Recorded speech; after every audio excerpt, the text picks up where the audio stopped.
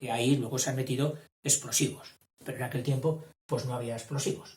¿Y cómo lograban romper una vez agujereado todo esto? Metiendo cuñas de madera seca. Y esta la fuerza que tiene luego, la dilatación que experimenta la madera al ser mojada, cuando decimos que hincha, es que esta madera ha hinchado. Todavía en las puertas que son un poco duras y van bien ajustadas, cuando viene un poquito de humedad, nota cerrar y abrir, cuesta cerrar y abrir. ¿Qué ha pasado? Es que ha aumentado un poco la humedad. Fíjate, las maderas duras, sobre todo maderas nobles, con la humedad son muy sensibles, y no digamos si las mojas.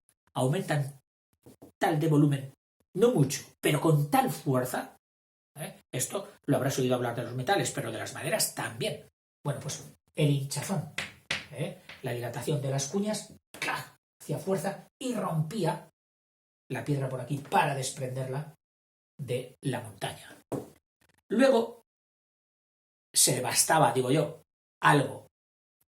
Antes de bajarla, ya se le bastaba, me refiero, quitar lo vasto, lo que ya no era necesario, teniendo en cuenta que cada piedra iba preconcebida para su forma final, y se bajaba así por la falda de la montaña. ¿En qué? En trineos.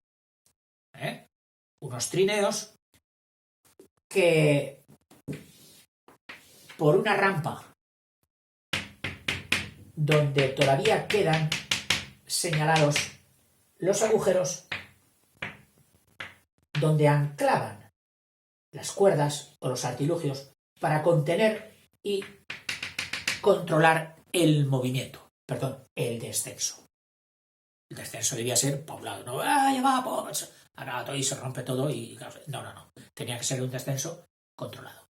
Y luego, una vez abajo, se seguía con el trabajo, y cuando ya estaba, según los dirigentes, apta para ser trasladada con el mínimo peso posible, pues se llevaba en carros de bueyes. Los sillares para la construcción de las paredes del templo no eran rectangulares, es decir, poliedros rectangulares. No. Eran todos trapezoidales, porque estaban ya adaptados a las 2 piedras o las 4 piedras por las que iban a ser abrazadas, y habían calculado al milímetro las medidas de cada una. Las sillares estaban colocadas unas con otras sin argamasa ni pegamento antiguo, ni pergamento alguno. O sea, piedra sobre piedra, superficie sobre superficie. Perfecta. Esto también se hizo luego en el románico y también incluso en Roma. Pero ellos las cogían con unas abrazaderas metálicas de hierro. Que el hierro que quedaba un poquito expuesto a la intemperie era bañado con plomo, fácilmente derritible, y que ya no era oxidable por la intemperie. Bueno, oxidable sí que es, pero solo se oxida la primera película externa, y como no es desprendible, sirve ya de protección para las capas interiores, igual que pasa con el aluminio. A ver, más cosas del Partenón.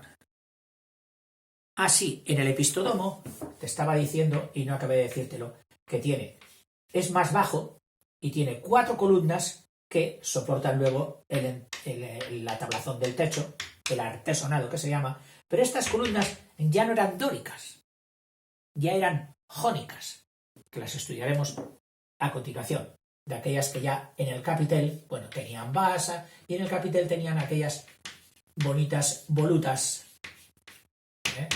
que recordaban los cuernos de los carneros. Y ya digo o me parece que te he dicho, que una vez acabado el templo, venía ya los acabados, el relamido.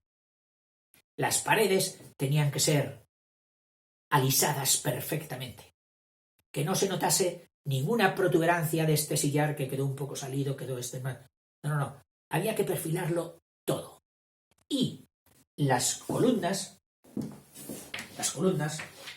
que ya hemos dicho que estaban un poquito curvadas hacia el interior.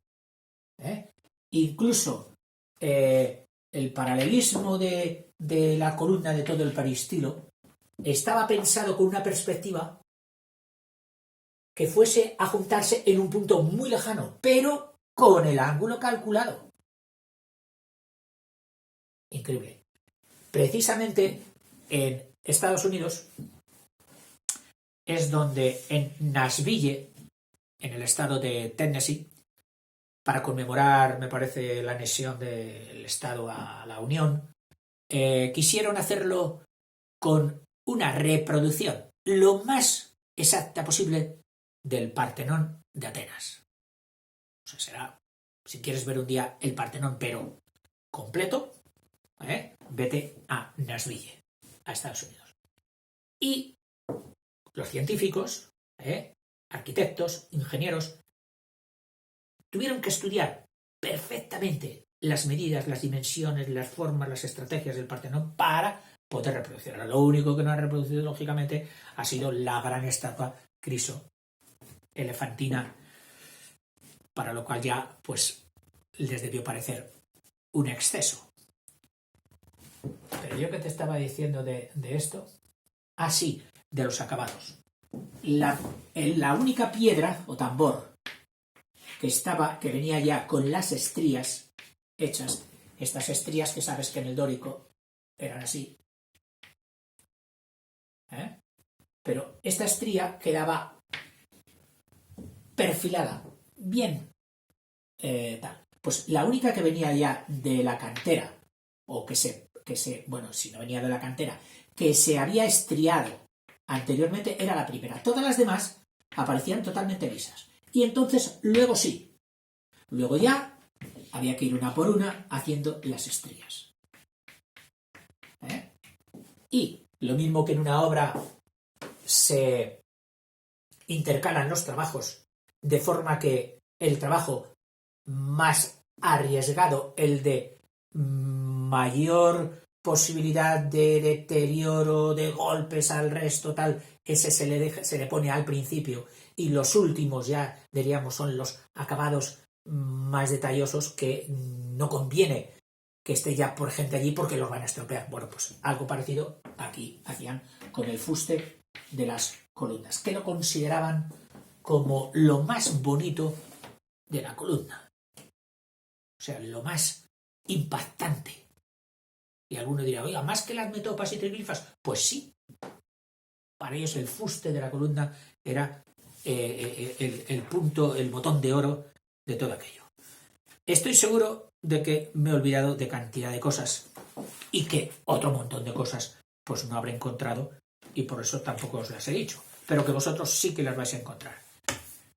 Esta fue y sigue siendo en el recuerdo, dicen, y a la señora María Comás, autora de este libro, se le cae la baba realmente hablando de Grecia y particularmente hablando del Partenón. Yo creo que todos nos tenemos que sentir parte de esa élite de la humanidad que fue capaz de hacer esto. O sea, todos podemos sentir un poco nuestro esta cultura griega. Sigue siendo un respaldo a nuestra calidad humana, creo yo. Bueno, chicos, hasta luego.